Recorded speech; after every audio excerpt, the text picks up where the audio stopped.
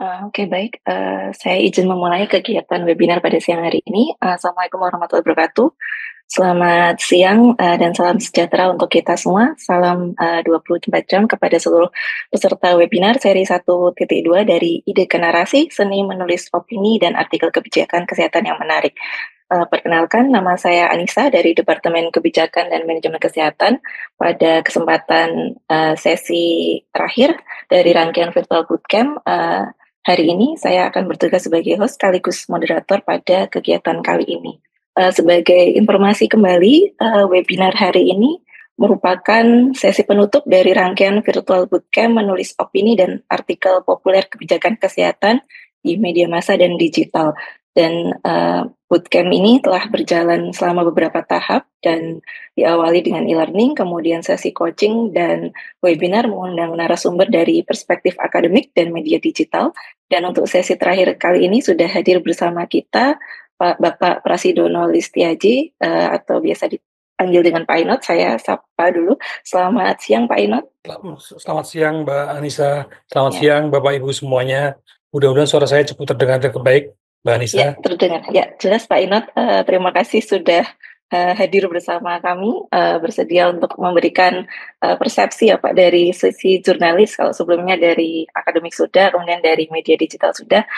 Di sesi terakhir untuk rangkaian bootcamp ini, kami mengundang Pak Inot untuk membagikan pengalaman dan strategi tentang bagaimana menemukan ide-ide yang menarik untuk menulis artikel populer dan opini tentang kebijakan kesehatan. Nah, sebelum saya alihkan ke Pak Inot, saya izin untuk menyampaikan profil Pak Inot dulu ya Pak. Nah, jadi baik, boleh ke next slide yang kedua, Mas. Ya, betul. Ya, terima kasih. Seperti yang tadi saya sampaikan, Pak Inot adalah seorang penulis senior ya, atau wartawan utama dari Dewan Pers dengan rekam jejaknya yang sangat luar biasa. Bapak Ibu bisa saksikan di dalam slide. Beliau merupakan lulusan dari Visipol Universitas Gadjah Mada dan hampir lebih dari dua dekade ya pengalaman di industri media dan editor utama, hingga pemimpin redaksi dan peran strategis lainnya di berbagai platform media. Saat ini beliau menjabat sebagai konsultan media di Pertamina EP Regional Jawa dan pemimpin redaksi dari Agenda Indonesia, sebuah platform media berbasis digital.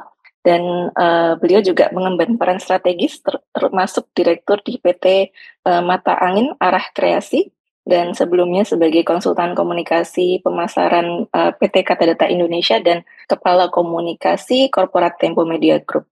Dan beliau juga aktif sebagai konsultan media dan memiliki kepakaran dalam strategi komunikasi dan pemasaran media. Dan hari ini saya kira kita sangat beruntung sekali dapat mendengarkan wawasan beliau ya tentang bagaimana mencari ide dan membangun narasi artikel populer di bidang kesehatan dan dari perspektif jurnalis. Nah, langsung saja mari kita persilakan Pak Inot untuk memulai sesinya. Silakan Pak Inot. Baik, terima kasih Mbak Anissa. Bapak Ibu, selamat siang.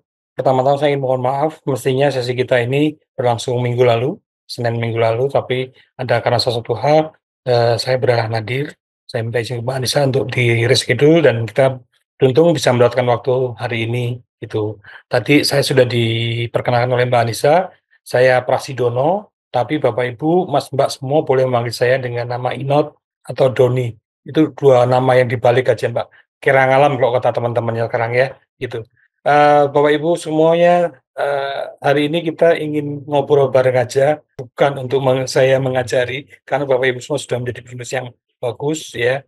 Ada 14 naskah yang tadi di-share oleh Mbak Anissa ke saya, beberapa sudah saya baca gitu ya. Secara umum sudah bisalah disebut sebagai penulis ya gitu ya. Tinggal nanti bersaing dengan siapa ya, dengan diri sendiri. Dan penulis itu bersaing dengan diri sendiri karena kita itu kalau sebagai penulis itu kayak bahasa. Kayak bahasa itu artinya harus rajin-rajin untuk menggunakannya. Kalau kita dapat misalnya Bapak Ibu ini sudah sebenarnya sebulan atau berapa ini dapat bootcamp untuk penulisan, tapi kemudian tidak menulis lagi, saya yakin awal tahun 2025 tiba-tiba jadi bukan penulis lagi, gitu loh. Jadi bahasa itu adalah hal keterampilan atau keahlian yang harus kita lakukan terus-menerus, sama seperti keahlian menyuntik. Bapak Ibu banyak dokter ya, kalau misalnya nyuntik tentu lebih ahli daripada saya. Tapi kalau misalnya saya latihan menyuntik, kemudian Bapak Ibu, tidak mendapat kesempatan menyuntik karena lebih banyak bekerja di balik meja, barangkali nanti saya akan lebih ahli menyuntik. Kira-kira seperti itu. Bapak Ibu yang saya hormati, menulis itu adalah bagian dari belajar, ya. Siapa yang belajar? Ya kita semua, gitu. Menulis itu sebenarnya bagian dari literasi berbahasa. Sayangnya di Indonesia literasi berbahasa itu tidak lengkap dilaksanakan di bangku pendidikan kita. Literasi berbahasa itu ada 3. Yang pertama adalah membaca. Bagaimana kita sejak awal selalu saja diminta untuk membaca membaca membaca. Pentingkah ini? Penting. Karena itu adalah hal yang mempengaruhi kita, membawa ide, membawa pengetahuan ke kepala kita. Yang kedua adalah menulis. Sebanyak apapun informasi pengetahuan yang ada di kepala kita, kalau kita tidak ada cara mengungkapkan dalam tulisan, maka informasi ini kadang-kadang campur aduk di kepala kita. Menulis adalah bagian dari bagaimana menstrukturkan apa yang pengetahuan yang ada di kepala kita untuk menjadi yang lebih terstruktur, lebih fokus. Yang ketiga adalah berbicara. Nah, Bapak Ibu semua sekarang ini bagian dari yang paling penting itu. Kalau yang terutama yang jadi dosen adalah berbicara. Dokter praktek juga berbicara, diskusi dengan pasien. Kemampuan untuk menyusun, memfokuskan pada persoalan dengan kasusnya pasien itu adalah bagian dari apa yang kita pelajari di literasi berbahasa. Karena itu, kalau Bapak Ibu semua sudah melihat materi yang saya sampaikan, mungkin mudah-mudahan sudah sampai semua, bahwa mengapa kita menulis, itu tentu saja adalah satu, menyebarkan ide, informasi, pengetahuan, juga hiburan. Tugas, dan pengetahuan Bapak Ibu tentang kesehatan sangat penting buat para, publik untuk mendapatkan pengetahuan yang dimiliki oleh Bapak Ibu semua. Kedua, mengamal menulis itu adalah belajar lagi. Saya selalu menjadi pelajar lagi, menjadi siswa lagi ketika menulis. Sampai hari ini saya menulis gitu ya, untuk menulis untuk, kolom di Kompas, untuk kolom di Tempo, kolom di Kata Data, untuk persoalan-persoalan lingkungan hidup. Dengan demikian saya harus belajar tentang persoalan-persoalan lingkungan hidup, tentang, kalau kita bicara tentang, perubahan iklim, sekarang ini teman-teman lingkungan hidup ngomong sekarang ini udah krisis iklim, gitu ya, misalnya seperti itu. Kita belajar terus gitu. Yang ketiga adalah soal berkampanye, berpromosi. Itu yang kenapa kok kita harus menulis terus.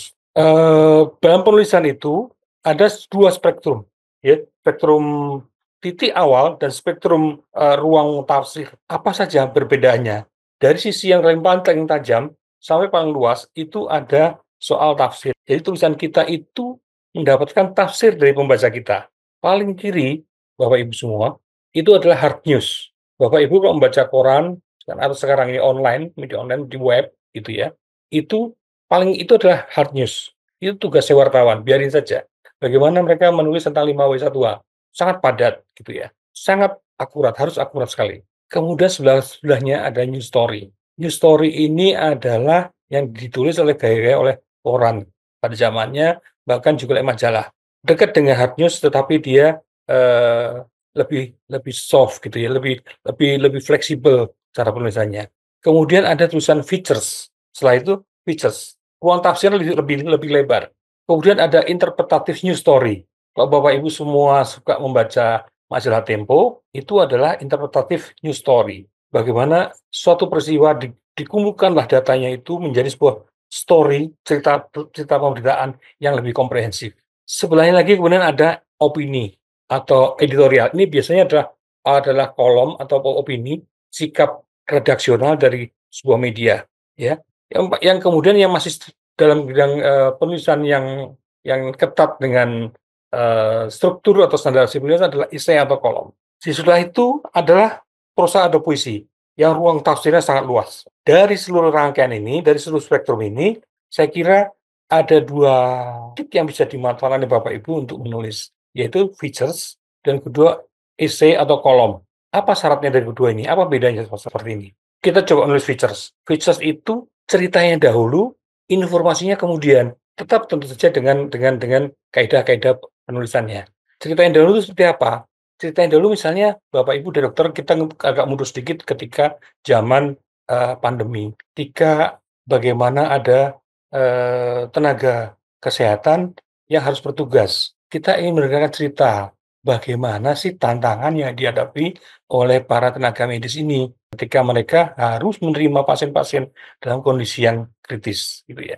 Ini ceritanya, cerita ini yang kita lakukan. Kita ingin menceritakan misalnya ada suster A misalnya, yang harus 3 hari 3 malam atau bahkan 7 hari misalnya, tidak pulang ke rumah. Karena apa? Karena tidak bisa untuk, atau dikhawatirkan untuk membawa, eee, virus ke rumah atau ke lingkungannya. Atau juga kebutuhan dia misalnya, yang kebutuhan terhadap tenaga dia di rumah sakit untuk menangani pasien. Cerita ini yang mau kita ceritakan, apa saja sih tantangannya. Informasinya kemudian tentang, APD-nya kayak apa sih, berapa pasien sehari yang harus dilakukan, apa saja yang mereka lakukan, gitu. Ini ceritanya yang bisa kita tulisan features cocok untuk tulisan-tulisan human interest, menyangkut tentang manusianya gitu, tentang kesehatan, kekayaan, kejahatan, bencana, misteri, keunikan, seks, kecantikan. Zaman saya dulu ketika masih sekolah, ada satu ilmu, satu teori tentang bahwa tulisan yang menarik itu ada 3, crime, war, and sex, ya. Itu minat membaca, semua tentang kita semua tertarik untuk membaca. Ada tulisan itu kita semua akan menengok tulisan itu, kira-kira seperti itu. Orang tertarik tentang konflik, orang tertarik tentang rahasia orang lain, ya, tentang seks, kecantikan tentang orang lain, keunikan, gitu. Kejahatan kita juga semua pengen tahu. Kenapa ada orang berbuat jahat seperti itu? Itu adalah hal-hal yang kemudian kita bisa ceritakan. Kita tidak bisa menuliskan kejahatan, perampokan, atau pembunuhan di sebuah desa, sebuah kota dengan gaya news. Karena barangkali ketika pertama kali beritakan misalnya seorang pria berusia 35 tahun tewas di rumahnya misalnya. Kemudian bisa diolah menjadi sebuah tulisan yang menarik tentang kenapa orang ini bisa meninggal. Siapa kejahatannya. Ini yang kemudian kita menulisnya tentang features, tentang orang itu. Lalu kolom, ya, apa bedanya dengan features? Kalau tadi features itu ceritanya dahulu, kalau kolom informasinya yang paling utama. Jadi kalau Bapak Ibu ingin menulis kolom, paling utama adalah informasinya. Taruh di atas alinea pertama, bahkan sejak judul. Kita harus tahu betul meletakkan bahwa ini informasi yang Anda perlu tahu. Kira-kira kita bicara pada publik seperti itu. Ini informasi terbaru tentang A yang layak Anda ketahui. Karena itu, menulis kolom harus selalu meletakkan informasi yang utama, yang terbaru di depannya. Ya, ini tentang views, tentang pandangan seseorang. Ini cocok untuk menuliskan tentang laporan riset, tentang pendapat. Jadi pendapat itu misalnya adalah tentang persoalan makan makan gizi gratis atau makan siang gratis untuk perbaikan gizi, untuk melawan stunting. Ada pendapat yang sudah disampaikan oleh para ahli, disampaikan oleh pemerintah, disampaikan oleh para ahli pemerintah. Kita, Bapak Ibu sebagai dokter, sebagai tenaga kesehatan, bisa memberikan pendapat dari kacamata atau keahlian Bapak Ibu. Kita juga bisa menuliskan kolom itu untuk gagasan bahwa, oh, daripada kasih makan siang gratis anggaran besar, kenapa tidak dimulai dengan misalnya memberikan telur dan susu saja setiap pagi? Itu jauh lebih murah dibandingkan harus makan siang lengkap, itu misalnya. Dan juga kita tentang sudut pandang atau tentang penemuan, ya. Bapak Ibu saya kira, mempunyai bidang yang selalu dinamis, yang bisa selalu mendapatkan inovasi terbaru, riset, atau kalau di bidang kedokteran klinis, kedokteran medis, bertemu dengan pasien misalnya, itu adalah, sumber dari begitu banyak hal yang bisa kita tuliskan. Lalu tahapan menulis itu seperti apa, Ibu? Dari ide, tentu saja dari ide. Ide apa? Macam-macam. Dari apa yang sehari-hari Bapak dan Ibu semua lakukan. Misalnya kalau Bapak Ibu adalah dosen, Bapak Ibu bertemu dengan mahasiswa, ya, dalam interaksi dengan mahasiswa itu akan selalu muncul hal-hal baru. Pertanyaan-pertanyaan para mahasiswa itu seringkali adalah ide sumber ide. Kalau Bapak Ibu adalah, dokter praktek misalnya, keluhan pasien selama seminggu, kejadian pasien selama seminggu misalnya, kok seminggu ini banyak sekali orang yang pilek-balik, itu adalah ide, sumber ide. Ide ini bisa kadang-kadang, kan seringkali kita kemarin ketika saya diminta oleh Mbak Anissa untuk menjadi narasumber dari pelatihan ini adalah tentang ide, Pak. Oke, ide ini apa sih, dari mana ini? Kadang-kadang kita itu sebagai penulis, seringkali melihat bahwa ide ini harus kita cari dari awang-awang, maaf bahasa Jawanya awang-awang itu ya, dari mana itu, dari langit ya tuh.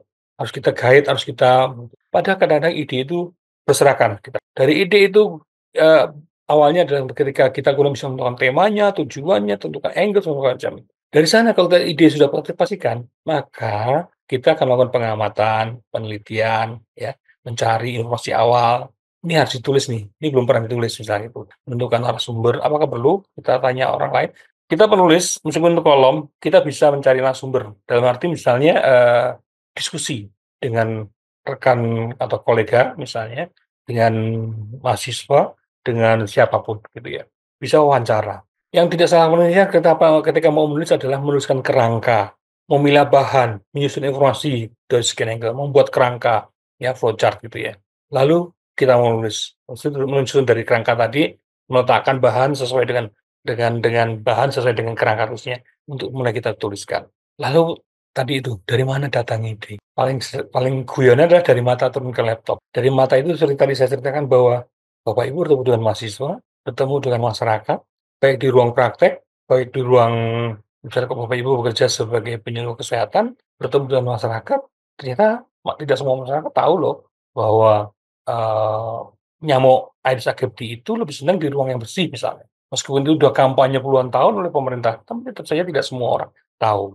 Tidak semua orang juga tahu bagaimana menanganinya kalau misalnya tetangganya sakit, malaria misalnya, apa yang harus dilakukan? Kalau misalnya teman atau tetangga Bapak Ibu misalnya, atau orang yang bertemu dengan Bapak Ibu di kantor, bertemu di puskesmas, bertemu di ruang-ruang praktek, bertemu ada yang kena misalnya, paru-paru, TBC, apa yang harus dilakukan? Banyak orang berpikir bahwa TBC itu seperti penyakit yang batuk gitu ya, kemudian kalau datang ke dokter dikasih obat, batuk-batuknya dan itu udah hilang, seolah sembuh. Padahal prosesnya tidak seperti itu, tapi itu kenyataan bahwa masyarakat kita masih seperti itu, sakit minum obat, oh gejalanya udah hilang, dikira sudah sembuh. Padahal ada penyakit-penyakit yang harus dilakukan secara terus-menerus. Ini semua adalah, eee, yang ada di depan Bapak Ibu semua yang berserakan itu. Lalu tadi disebutkan, apa saja sih kalau kita ingin menulis kolom, Bapak Ibu kan dekat sekali dengan riset. Laporan riset terbaru itu adalah sumber utama untuk penulisan kolom, ya. Ada perkuliahan, ada praktek klinis, peristiwa segala semua, dari berita media. Seringkali ada banyak berita di media yang tidak lengkap, spektrum ataupun, eee, pembahasannya itu tidak lengkap. Keahlian Bapak Ibu lah yang bisa melengkapi, eee, persoalan ini misalnya, dari kacamata keahlian Bapak Ibu semua, gitu. Bisa menulis dengan kolom, bisa menulis features gitu ya, tergantung dari kedekatan Bapak Ibu dengan medianya. Lalu apa yang harus kita tulis Ibu? Setelah ada ide, saya ingin menulis tentang demam berdarah. Misalnya, kita ambil contoh itu, demam berdarah, ya. Idenya itu nih, karena misalnya musim hujan, musim ini, oh demam berdarah naik. Kebetulan Bapak Ibu sekarang ini, program ini dikembangkan di Fakultas Kedokteran Perawatan dan Kesehatan Masyarakat UGM yang beberapa tahun sebelumnya punya program pemberantasan demam dengue dengan nyamuk yang mengandung Wolbachia, ya. Ini adalah yang baru misalnya. 3 tahun lalu tentu 2, 3 tahun lalu baru. Terus tahun kemarin juga ini masih menjadi hal yang isu yang baru. Kenapa? Karena mulai dikembangkan di beberapa daerah misalnya. Sehingga kita perlu meneruskan lagi. Apa yang diketahui oleh teman-teman di UGM misalnya, perlu dikembangkan, perlu di-share pada teman-teman di Bandung, di Jakarta Barat misalnya. Bahkan di Bali misalnya, di Bali itu ada meskipun itu di luar program milik pemerintah misalnya ya, tapi ternyata terjadi sedikit kekacauan misalnya. Oke, kalau gitu itu bisa kita share menurut kita tuliskan, apa sih Wolbachia ini gitu loh. Bagaimana, tim UGM bersama-sama dengan, eee, mitranya melaksanakan risetnya, gitu kira-kira. Ini adalah angle, ya. Angle itu paling mudah adalah menuliskannya dalam pertanyaan. Contohnya di sini, "Seberapa besar pengaruh teknologi Wolbachia terhadap penurunan kasus demam?" Ini adalah angle. Dari mana datanya? Datanya tentu dari riset. Itu kalau Bapak Ibu dari UGM tentu saja, mudah-mudahan bisa mendapatkan data ini sehingga itu kita bisa menuliskan. Dalam tulisan itu, kita tidak lagi ngomong tentang demam dengue, bahwa demam berdarah masih menjadi pokok bla bla bla bla bla. Kita fokus bahwa ada penelitian nyamuk dengan Wolbachia yang di yang risetnya yang dikondak oleh teman-teman di UGM, ternyata berhasil meneluskan sekian puluh persen kasus ini di 2 daerah di Sleman dan di Bantul misalnya. Dengan ini bisa menulis seperti itu kita akan menulis apa sih Wolbachia itu dalam tulisan itu? Apa bedanya dengan teknik 3M? Apa bedanya, berapa prevalensi DBD di daerah itu, apa penyebab DBD, jadi turunnya peristiwa berita umumnya itu makin ke bawah. Utamanya harus kita terangkan di depan, yang terbaru yang penting relevan, menarik buat publik. Jadi siklus menulis itu tentu saja ada dari ide, kalau saya boleh boleh menyimpulkan sedikit. Dari ide, kita menentukan angle-nya. Merumuskan angle paling gampang adalah dengan pertanyaan. Misalnya tadi, seberapa besar dampak teknik Lavoisier terhadap angka DBD? Atau apakah nyamuk malaria apakah penyakit malaria masih menjadi tantangan atau ancaman bagi penduduk perkotaan seperti Jakarta? Atau, apakah musim hujan di Jogja ini membawa penyakit, sesak pernapasan misalnya? Pertanyaan dengan ide atau angle itu menjawab, sehingga nanti ketika Bapak Ibu menulis, setia dengan materi, mencari bahan, menyusun itu sesuai dengan angle itu, gitu ya.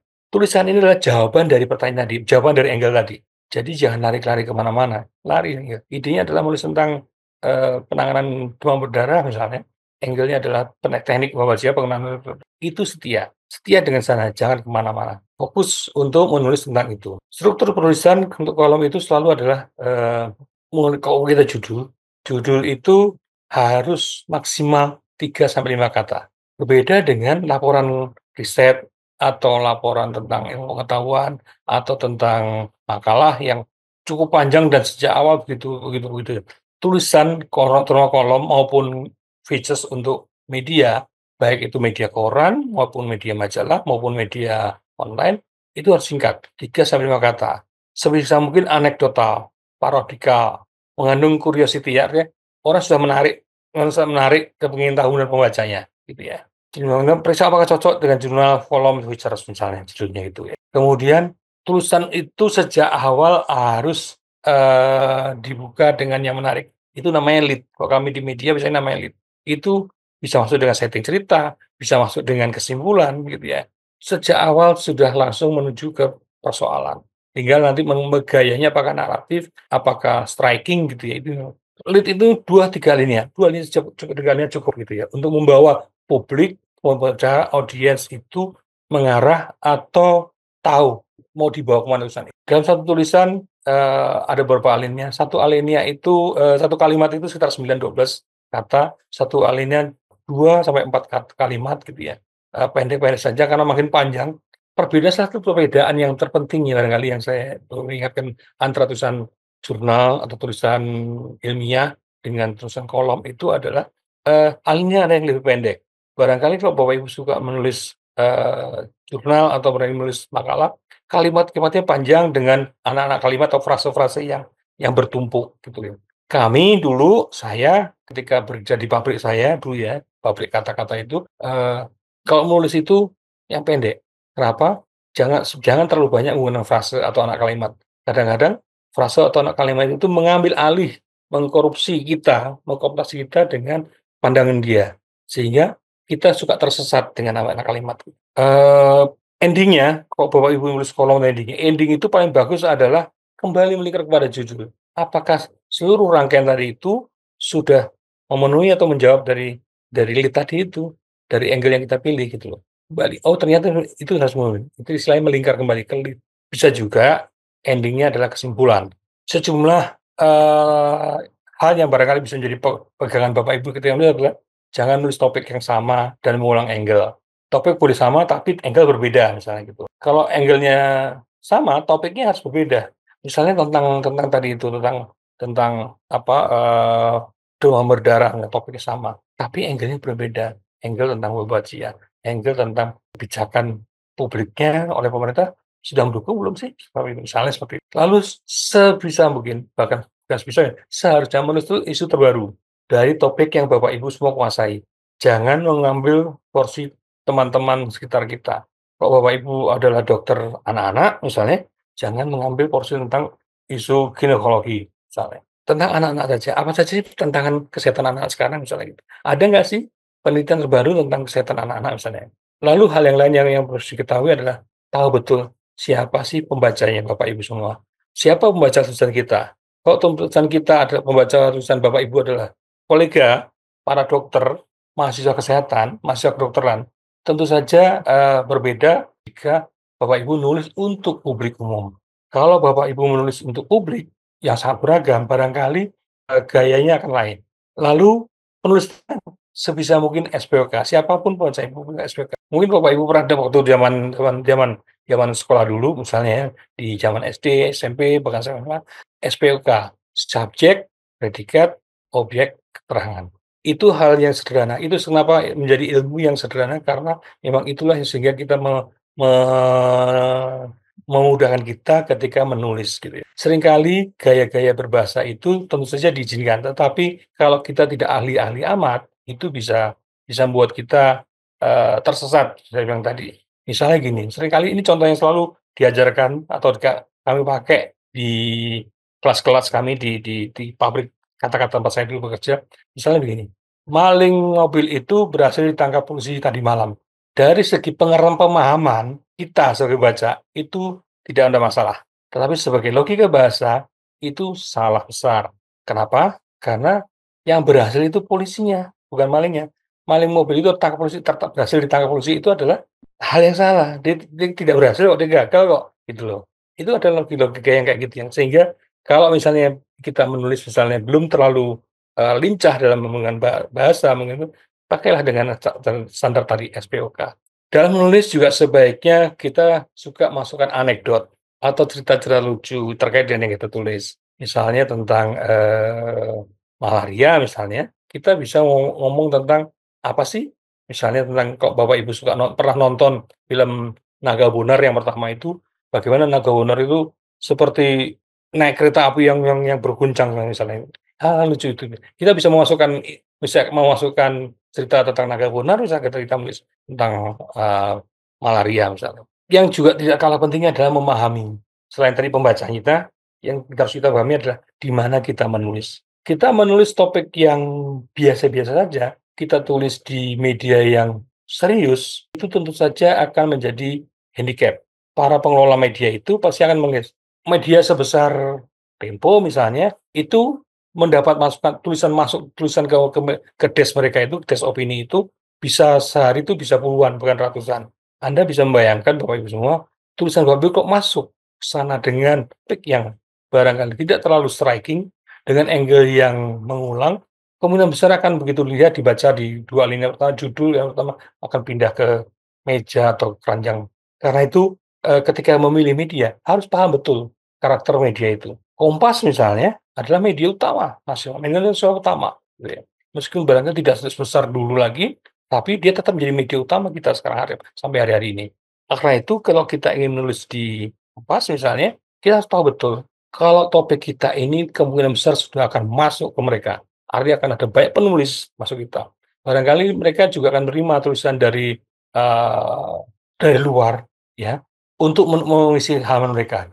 Jadi memahami tentang media itu penting. Apakah media ini adalah media yang, umum saja, ataukah ini media yang memang khusus tentang kesehatan? Itu juga 2 hal yang berbeda.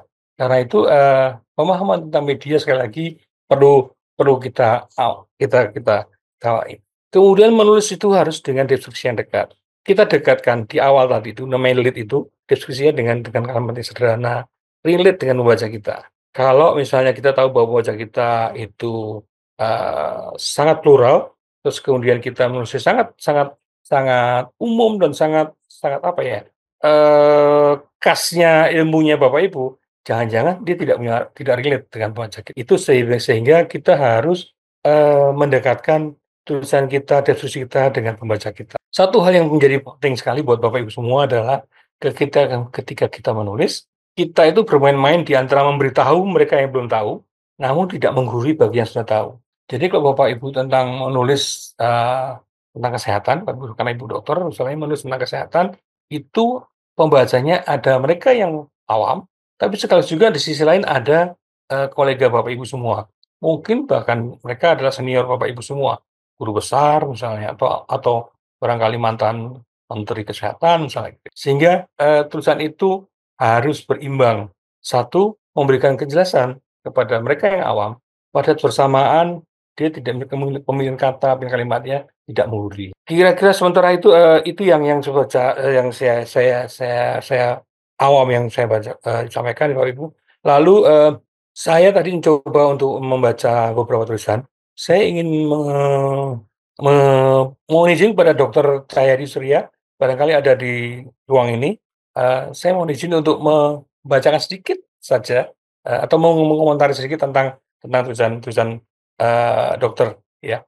Ini judulnya PRPP, mohon dikoreksi kalau saya salah. PR kecil berarti ini sebenarnya satu kata gitu ya. EP, ya, harapan baru pencegahan HIV di Indonesia, ya. Tulisannya dimulai dengan HIV/AIDS terus menjadi momok global yang menghantui jutaan nyawa. Di tengah derasnya arus inovasi di bidang kesehatan, data menunjukkan bahwa perang melawan epidemi ini masih jauh dari usai. Ini adalah kalimat yang baik, kalimat yang selesai, sayangnya tidak langsung menunjukkan pada apa yang mau ditulis. Kalau saya boleh memberi saran, Jayadi, bahwa mestinya ada hal yang baru disampaikan sini. PRPP ini kan adalah suatu metode yang mau disampaikan melalui tulisan ini. Tulisannya bisa ngomong tentang langsung strike di alinea pertama tentang misalnya 503.000 orang Indonesia menunggu harapan. Itu jauh lebih lebih langsung orang kenapa? Karena mereka, saat ini sudah menerima, sudah mengidap HIV/AIDS dan mereka belum mendapatkan gambaran umum tentang penyembuhannya misalnya. Harapan itu ada dengan PrEP, pre-exposure prophylaxis misalnya gitu. Dengan menyebutkan langsung ini, sejak awal orang sudah mendeteksi, apa ini? Apakah betul ini ada harapan gitu? Di belakangnya kita bisa menyelesaikan tentang apa saja sih yang mau ditulis tentang PrEP ini, apa sih PrEP ini, pre-exposure ini binatang apa nih gitu loh. Itu yang bisa disampaikan. Tetapi di awal itu harus sejak awal sudah ngomong tentang apa tulisan ini, harus striking. Setiap tahun 1,3 juta kasus HIV muncul misalnya, dan belum ada obatnya. Adakah PrP ini menjadi ilmu baru misalnya? Itu jauh langsung bisa mengantar kita. Penjelasannya tentang itu. Jangan lari kemana-mana, lari tentang penjelasan tentang PrP ini. Sebenarnya tulisan itu sudah ada semua. Ini soal kebiasaan menulis untuk, angle yang dipastikan gitu. Kita tahu bahwa saya dengar tadi bahwa akan ditujukan ke media, tulisan ini salah satunya mungkin yang ditujukan ke media. Tapi tempat penulisannya adalah 30 November, Bapak Ibu semua. Ini, Bapak Ibu sekali lagi, harus memahami tentang cara kerja media. Jadi kalau tulisan ini Hari HIV/AIDS sedunia, peringatan sedunia 1 Desember, ditulis tanggal 30 November. Ini sudah pasti tidak saya nggak tahu, mudah-mudahan ini jadi dapat diterima oleh medianya. Tapi kalau dari sisi runutan waktu ini, rasanya agak sulit media nerima. Media itu sudah punya, siklus pekerjaan untuk tanggal sekian mereka ada agenda publik yang kemudian sudah mengetahui bahwa, oh tanggal 26 Desember itu Natal. Sehingga hari ini 2 minggu atau 3 minggu sebelum itu mereka sudah menyiapkan. Rapat redaksi sudah menyiapkan bahwa nanti kita akan menurunkan tulisan A, B, C. Jadi ketika kita akan menuliskan tulisan HIV berkaitan dengan peringatan HIV sedunia, pasti mereka sudah membicarakannya paling tidak seminggu sebelumnya atau 2 minggu sebelumnya. Tulisan-tulisan yang terkait dengan agenda publik itu tidak berlangsung sehari sebelumnya. Di redaksi itu ada namanya ruang redaksi, ada sidang redaksi yang memang setiap hari melakukan namanya sebagai budgeting, bukan keuangan, tapi bagaimana mereka meletakkan apa saja. Dulu terutama ketika cetak mereka mencetakkan halaman 1 ada A, B, C calon ditulisnya. Halaman 2 ada D, E, F gitu, calonnya gitu ya. Ini semua kemudian dibaca lagi ketika sore hari wartawan datang dari lapangan, mereka rapatkan lagi dari budget tadi pagi, apa yang mereka belanjanya dapat apa saja. Di wartawan ke lapangan disebutkan belanja, mereka perencanaan tanggal 1 Desember itu sudah akan naik cetak. Kalau cetak ya, Bapak Ibu, kalau koran itu naik cetaknya untuk edisi 1 Desember itu naik cetaknya 30 November malam. Artinya kalau kita ingin nulis dibuat tanggal 1 Desember, setidaknya tulisan itu sudah siap 2 minggu sebelumnya. Apa yang barang kita punya, sudah dikirimkan ke sana, sehingga menjadi, pertimbangan buat, redaksinya, terutama redaktor, desk opininya untuk, "Ini ada tulisan tentang tanggal cocok tanggal sekian, kan ini tanggal sekian." Itu kira-kira yang barangkali 2 hal yang barangkali bisa saya komentari tentang tulisan PRPP ini. Satu, dari tulisannya, eee, alinea awal ini menjadi alinea yang sangat umum. Kita hindari betul bahwa alinea umum seperti ini pasti menjadi hal-hal yang kurang menarik. Langsung saja misalnya jutaan orang, berapa ribu orang, berapa ratus ribu orang tiap tahun Indonesia, apa nasib mereka? Belum ketahuan. Lalu masuk ke soal ini, apa namanya, terapi atau metode baru ini sebagai salah satu alternatif yang barangkali menjadi jawaban. Itu barangkali terusannya menurut saya, kita bisa berdiskusi lagi nanti kalau misalnya ada waktu. Kemudian, ada tulisan satu lagi yang sempat saya baca, itu judulnya Dokter Firdaus Hafidz ya, ini ditulis tanggal 21 November, mmm, "Melindungi Ibu Hamil dari Malaria, Sebuah Langkah Baru untuk Indonesia." Ini menjadi pertanyaan besar. Satu, ibu hamil tidak terjadi dalam 1, 2 bulan terakhir ini. Malaria tidak terjadi dalam waktu 1, 2 terakhir. Malaria sudah lama. Langkah barunya apa? Langkah barunya harus diawali. Kecuali kalau ada kebijakan pemerintah baru misalnya, bahwa pemerintah mengeluarkan kebijakan baru untuk melindungi hamil tentang misalnya, sebuah terapi atau apa, itu barangkali bisa dipakai. Tapi apakah betul ini langkah baru? Itu harus, harus kita sampaikan. Di sini sebenarnya di 2 alinea ini sebenarnya sudah punya punya punya sedikit jawaban atau baru. Misalnya itu ternyata tentang, eee, malaria di Papua. Saya 20 tahun lalu pernah tugas di Papua. Salah satu code of conduct-nya untuk pergi ke Papua adalah minum kina sebelum berangkat, gitu ya. Jadi waktu tugas itu 3 hari sebelum itu sudah disuruh minum kina, gitu ya. Jadi ini bukan persoalan baru bahwa di Papua itu masih banyak malaria.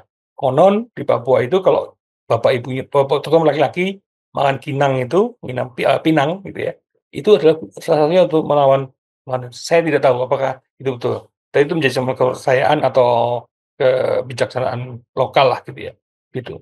Di kalimat kedua, ada kata-kata hampir 2 dari 10 ibu hamil terkena malaria. Artinya ini adalah hal yang lebih lebih penting lagi dibanding kalimat pertama tadi. Kan bisa ditulis misalnya, kalau itu masih sekarang maksudnya, sampai saat ini 2 dari 10 hamil di Papua terkena malaria. Ini yang barangkali, bisa kita tolong untuk kita tuliskan adalah apa efeknya buat jabang bayi yang dikandungnya. Jadi ancaman terhadap generasi muda tidak hanya terjadi dengan stunting, tapi di Papua 2 dari wanita hamil terkena malaria dan itu menyebabkan ancaman buat kebayunan dan kematian juga terjadi hal yang kita nggak tahu. Misalnya gitu.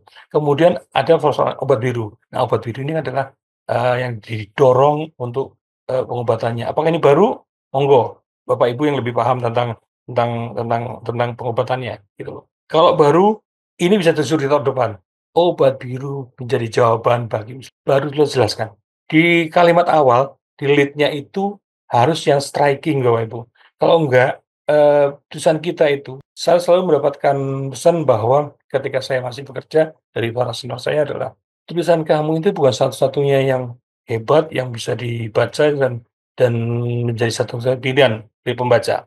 Tulisan kamu bukanlah tulisan yang akan mendapatkan Pulitzer atau Adi karena itu kamu harus berusaha untuk menarik baca itu sejak awal, sejak kalimat pertama, bahkan sejak judul." Jadi, itu barangkali Bapak-bapak, Ibu-ibu semua yang kira-kira yang bisa saya tambahkan bahwa membuat tulisan itu, gampang, semua orang bisa menulis. Kata senior saya dulu di Gramedia, semua orang bisa nulis. Almarhum Mas Arswendo itu mengatakan bahwa semua orang bisa menulis, gitu loh.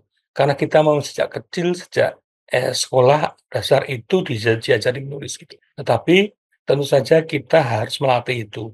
Melatih itu dengan cara membaca semua, membaca media apapun, karena dengan demikian kita mendapatkan ilmu berkata-kata, kasarnya gitu ya, tentang vokabulari, tentang kelincahan menulis, memilih nyusun kalimat. Demikian Bapak Ibu semua, yang paling utama dari materi saya hari ini bahwa menulis memang dari ide, tapi idenya nggak usah kalau zaman dulu, zaman saya masih kuliah, "Don't go too far." Ojo ado-ado le, gitu ya kira-kira. Semua itu ada di depan kita, ada sekitar kita. Bapak Ibu adalah ahli dari pekerjaan yang sehari Bapak Ibu lakukan. Jadi di situ yang pasti, apa namanya, keahlian Bapak itu yang, advantage-nya Bapak Ibu itu di situ, gitu loh. Pasti, nggak mungkin saya ngambil keahlian Bapak Ibu nggak mungkin, gitu loh. Bapak Ibu butuh berapa tahun untuk mendapatkan misalnya menjadi dokter, menjadi medical med dulu, sarjana sarjana kedokteran, kemudian jadi dokter profesi, kemudian mengambil jadi S2-nya atau menjadi dokter spesialis, begitu panjang jalan, pasti Bapak Ibu lebih ahli tentang penulisan. Masyarakat butuh pengetahuan Bapak Ibu, kira-kira gitu. Mudah-mudahan, apa yang saya sampaikan singkat siang ini bisa bermanfaat Bapak Ibu semua. Mohon maaf kalau misalnya, belum lengkap, monggo saja ada email saya, kalau misalnya ada tulisannya itu mau dikirimkan ke saya juga boleh, diskusinya terbuka saja gitu loh. Kemudian juga sekali lagi minta maaf, mestinya Bapak Ibu sudah punya lebih bebas waktunya hari ini ya, karena minggu lalu. Tapi karena saya ada hal yang lain yang mesti saya lakukan, saya tidak bisa, memenuhi jadwal saya. Jadi mohon maaf, terima kasih atas waktunya. Wassalamualaikum warahmatullahi wabarakatuh. Monggo Mbak Waalaikumsalam warahmatullahi Nisa. wabarakatuh. Terima kasih banyak Pak Prasidono ya atas paparannya dan juga tadi sudah diberikan tanggapan dari contoh-contoh dari naskah yang sudah dituliskan oleh peserta. Mungkin masih ada sedikit waktu, boleh saya buka untuk sesi diskusi nih Pak. Silahkan kepada peserta, silahkan Mas Haryo. Terima kasih banyak kesempatannya. Selamat siang, Pak Prasidono.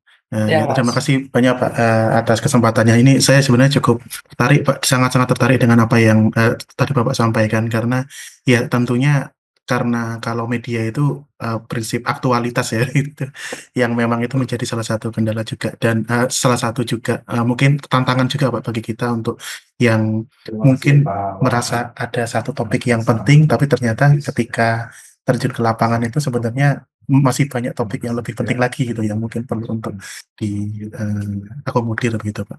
Sebenarnya saya yang ingin memahami itu terkait dengan sebenarnya pola pikir dari saya pengen tahu apakah ini redaksi atau dari editor begitu Pak dan sebagainya ini. Apakah kita hanya sangat menggantungkan pada event-event aja Pak, misalkan ada hari AIDS sedunia atau mungkin hari kesehatan nasional dan sebagainya itu apakah hanya parameter itu Pak yang saat ini bisa kita gunakan untuk memahami pola pikir redaksi gitu. Atau mungkin apa yang mungkin bisa kita lakukan Pak untuk bisa mengantisipasi oh kira-kira 1-2 minggu sebelum ada ini nih kita udah bisa memiliki pandangan begitu Pak. Karena tadi sudah disampaikan bahwa dalam redaksi itu butuh waktu 1-2 minggu, pokoknya seminggu 2 minggu sebelumnya itu sudah didiskusikan. Nah ini apakah kita memang ada satu forum tertentu yang bisa kita manfaatkan begitu untuk memahami pola pikir redaksi ini atau kita cuma bisa mengandalkan ke event-event ini. Mungkin apakah ada pencerahan Pak Prasidono untuk kita bisa melihat sebuah isu itu untuk bisa diterbitkan 1 atau 2 minggu sebelum memang itu menjadi satu publikasi yang dilakukan secara populer semacam itu. Mohon arahannya. Terima kasih banyak Mbak. Langsung saya respon Mbak. Silakan. Ya, Oke, silakan Pak. terima kasih Mas Haryo.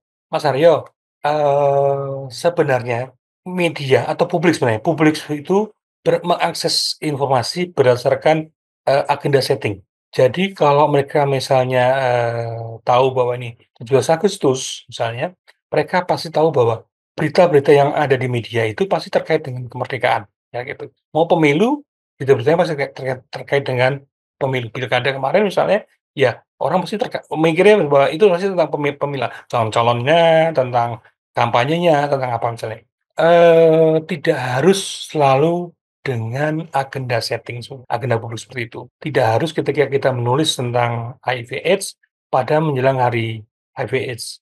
Kalau ada dokter atau tenaga kesehatan atau tenaga medis yang memang sehari-hari punya interest dan punya kegiatan atau riset tentang HIV/AIDS, ketika ada kesimpulan baru, itu bisa didorong. Bisa didorong tanpa harus menunggu tanggal 1 Desember. Kalau misalnya kesimpulan ini muncul tanggal Februari misalnya, kenapa harus yang disebut sebagai agenda setting atau agenda blue setting itu adalah sebenarnya newspek. Di tempat kami, di tempat saya bekerja dulu itu newspek, gantungan berita. Karena publiknya, pembacanya, itu menunggu mengakses media terkait dengan apa yang terjadi saat itu. Misalnya mau ada pemilu, tadi itu ya, mau 17 Agustus, mereka setting kepalanya itu terkait dengan itu. Karena itu ketika kita punya isu terbaru, kita bisa mencarikan newspek. Newspeknya bisa saja soal tadi itu, pengumuman terbaru tentang riset tentang HIV/AIDS itu. Tanpa harus menunggu 1 Desember, kita bisa menuliskannya. Mungkin kita dekat-dekatkan dikit, misalnya ke Februari, awal Februari muncul, oh kita dekatkan dikit dengan misalnya Valentine Days, hari Valentine misalnya. Bisa ngomong tentang hari Valentine Days, banyak orang, anak-anak muda, sampai membooking hotel untuk merayakannya. Terus kemudian kita masukkan tentang ada risiko yang harus mereka ketahui. Kira-kira seperti itu, artinya cara kerja medianya memang seperti itu. Barangkali tapi sekarang lebih lebih lebih strike lagi. Kalau dulu di koran atau di majalah itu bisa 2, 3 minggu atau bahkan sebulan sebelumnya, bahkan beberapa bulan sebelumnya mereka sudah melakukan perencanaan, gitu loh. Sekarang dengan banyaknya online, itu waktunya lebih ketat karena, mereka hidup dari bukan lagi jam bahkan detik, tapi tentu saja mereka tetap punya perencanaan. Des yang istilahnya kalau kami bilang itu misalnya des awet. Des awet itu artinya bahannya itu dikumpulkan tanggal 1 Desember, tapi akan dimuatnya tanggal 20 Desember. Itu harus sudah itu bahan awet. Sehingga, cara kerja itu yang kita pahami supaya ketika kita mau menulis, "Oh, saya mau menulis tentang, HIV/AIDS," gitu ya, ada riset terbaru, carinya jangan jauh-jauh, cari yang terdekat. Kira-kira itu Mas Aryo, gitu loh. Nggih, berarti mohon izin mengkonfirmasi Pak Prasidono, berarti kita harus pintar-pintar mencari apa yang menjadi satu, apa ya, satu, apa, kayak hook-nya yang terdekat begitu, Pak, ya, Iya, seperti apa, terus betul kemudian betul. kita menyambungkan hook-nya ini dengan tema kita begitu, Pak, ya? Betul Dan betul. itu menjadi strike-nya yang di awal gitu, Pak, ya? Iya, Oh, iya. nggih, siap. Terima kasih banyak Pak Prasidono atas Sama-sama. Terima kasih, Mas Haryo dan Pak Rasidono sudah menjawab. Selanjutnya masih ada 5 menit, ini saya buka kembali untuk rekan-rekan yang ingin bertanya. Mungkin ada tanggapan dari tadi penulis yang sudah diberikan contoh komentar ya naskahnya, mungkin dari Li Cahya atau Dr. Hafiz, atau dari peserta yang lain juga tulis. Ya, silahkan. Terima kasih, mohon maaf nih, atas keterbatasan, artikel yang saya tulis semampu saya, dari masih banyak kekurangannya, Pak. Terima kasih masukannya tadi terkait malaria. Ya, itu menarik sekali, Pak. Saya juga, terkait malaria ini saya sendiri bingung gitu ya mau menyampaikan tadi Bapak bilang obat quinine gitu, quina gitu ya. Itu bahasa awamnya itu apa gitu ya, makanya itu kan obatnya dihidroartemisinin piperacin ya, obat memang warnanya biru gitu, Pak, ya. Jadi makanya ya udahlah orang-orang Papua di sana bilangnya obat biru gitu. Tapi semoga itu tidak membuat jadi salah tangkap gitu ya nanti di masyarakat awam. Misalnya jadi agak ketakutan sendiri sebenarnya gitu membuat sebuah tren nama sendiri gitu ya. Karena di Papua sana kemarin kita bilang obat anti malaria saja lah bilangnya gitu. Jangan bilang obat biru, takutnya nanti ada interpretasi ini obat untuk penyembuhan bukan pencegahan gitu. Ya ini yang saya kadang-kadang juga agak ragu gitu mau menyampaikannya. Ya, memang ini program baru di-launching 2 bulan lalu gitu, di bulan Oktober dari roadmap Kementerian Kesehatan. Jadi kami kebetulan saya terlibat dalam penelitiannya secara langsung dan langsung diterima oleh untuk kebijakan di pemerintah gitu. Tapi sekali lagi ini seperti Pak tadi bilang kalau mau secara momentum kayaknya nggak pas nih. Hari Maria masih jauh di bulan Maret April kalau nggak salah ya, saya lupa. Jadi ya ini apakah saya perlu tahan dulu juga atau ya udah saya launching aja, saya submit aja walaupun ditolak atau gimana, itu mohon arahannya. Terima kasih. Ya, terima kasih Mas Firdaus. Jadi Mas Firdaus mungkin juga buat semua Bapak Ibu semua yang baru bahwa kadang-kadang sekarang ini ada tren jangan kalah dengan para para milenial ya Mas ya. Sekarang ini sudah banyak orang-orang membangun media sendiri ya, yaitu dengan blog. Jadi Bapak Ibu semua bisa membangun blog terkait dengan minat dan keahlian Bapak Ibu semua. Kalau misalnya Dr. Firdaus misalnya memang punya punya kedekatan dengan isu malaria, bangun aja blog melalui WordPress gitu tentang malaria, semua hal tentang malaria. Jadi Bapak sebagai penulis, sebagai pengelola medianya, jadi nasibnya kita, nasib tulisan kita tidak tergantung oleh mereka-mereka yang ada di kantor-kantor media itu, tapi Bapak Ibu sendiri misalkan. Tentu saja dengan punya blog itu adalah punya kesempatan untuk selalu menulis, tanpa harus digantung oleh teman-teman di media, gitu. Monggo, mestinya, ini hal yang bisa dilakukan oleh Bapak Ibu semua. Bangun blog gampang kok, bikin di WordPress ya kan, gratis, nyari domain yang sesuai dengan minatnya, meskipun pasti tidak mudah ya, karena ribuan bukan jutaan orang punya domain, tapi itu masih bisa, gitu loh, bisa kita cari yang mendekati. Sehingga bikin blog yang terkait dengan minat dan keahlian Bapak Ibu semua. Kalau itu, khas gitu ya, khas dan khusus, pasti media itu akan lama-lama akan jadi acuan, jadi referensi bagi publik. Dan buat Bapak Ibu semua jadi tempat untuk menuangkan minatnya terhadap menulis. Begitu Mas Firdaus, mudah-mudahan bisa kapan-kapan kita ngobrol tentang bikin blog segala macam. Matur nuwun. Ya, terima kasih Pak Davis dan Pak Presiden. Jadi saya garis bawahi ya untuk topik selanjutnya mungkin kita bisa mulai dengan membuat blog ya Pak Inat ya, karena itu mungkin jadi referensi juga bagi editor media untuk bisa mengangkat topik yang kita tuliskan. Mungkin karena waktu sudah berakhir ya Pak Inat, kita tutup sesi webinar pada siang hari ini. Namun tadi juga disampaikan jika rekan-rekan ingin bertanya atau berdiskusi lebih lanjut dapat menghubungi Pak Inut melalui email yang tadi saya diberikan ya di sesi materi. Nah, ini ada satu pertanyaan dari Dr. Zikri, apakah masih berkenan untuk dijawab atau nanti? Saya baca. Saya izin membacakan ya Pak Inut ya, karena tidak bisa terkait dengan membangun blog sendiri. Mas Zikri ini sudah menulis tentang stunting di blog di startupnya Si Anak Hebat. Linknya ada di chat. Kemudian pertanyaannya, ada tips untuk membuat blog kita lebih menarik untuk dikunjungi? Inat mungkin berkaitan dengan engagement ini untuk menarik pembaca. Jadi membuat blog itu satu, nama blognya sebisa mungkin gini. Semakin banyak sekarang ini blog atau media itu ada jutaan, makin banyak. Semua orang sekarang menjadi media. Semua orang menjadi jurnalis, semua orang menjadi penulis. Dengan menjadi mempunyai blog sendiri, itu bisa membuat kita menjadi pemilik media. Dengan menjadi pemilik media, bagaimana semua media kita ini? Harus khas, harus khusus, topiknya harus setia gitu ya, harus fokus gitu loh. Jangan menjadi satu kali nulis tentang malaria, besoknya ngomong tentang Valentine Days, besok lagi ngomong tentang modifikasi mobil. Jangan.